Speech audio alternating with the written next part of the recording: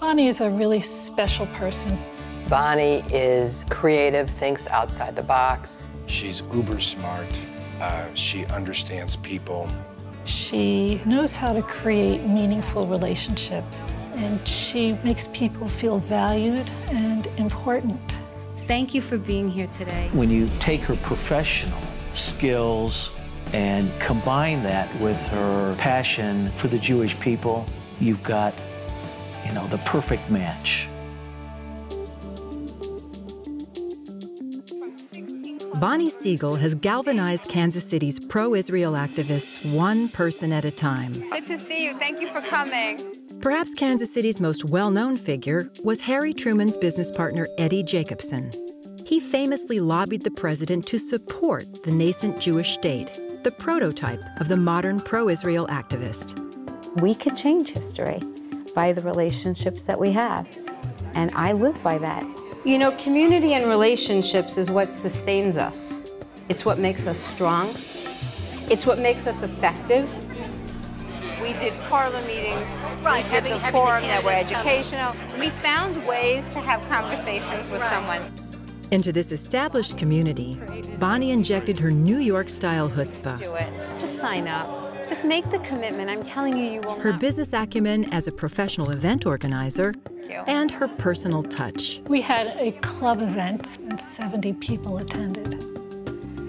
And 70 people were given little envelopes when they came into the door. Bonnie had written a personalized note to each and every one of those people.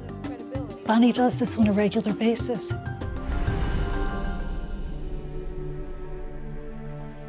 Bonnie's early passion for Israel and Zionism came in part from watching her grandfather's reaction as the 1967 war unfolded. I just remember watching him watch the TV. I could see pain in his eyes, I could see fright in his eyes, I could see a sense of responsibility. Israeli forces went into action. When the news came across that Israel was victorious, there was celebration and just a deep-rooted feeling that Israel would be fine now. So from a very early age, I just kind of wanted to understand what was Israel. Her grandfather ensured she would learn firsthand with a bat mitzvah trip to Israel. Bonnie soon became active in Young Judea, befriending fellow camper Matthew Siegel. She went on to earn a graduate degree in international affairs and policy, landing a United Nations job working alongside the future Prime Minister of Israel. But as much as she adored New York, Bonnie realized the boy from camp was the love of her life and followed him halfway across the country.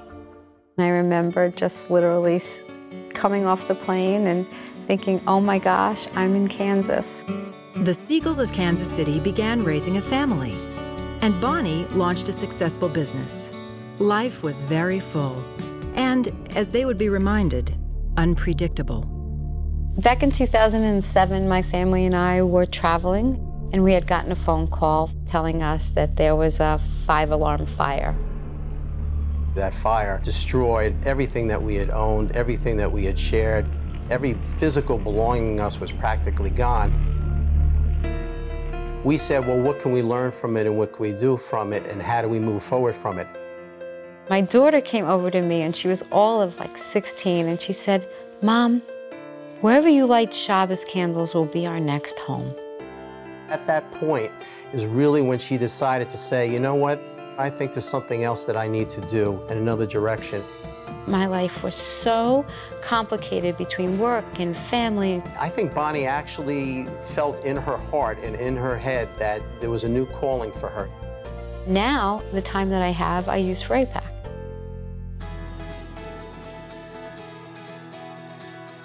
Bonnie not only lit Shabbat candles in the Siegel's new home, she rekindled her community involvement through AIPAC.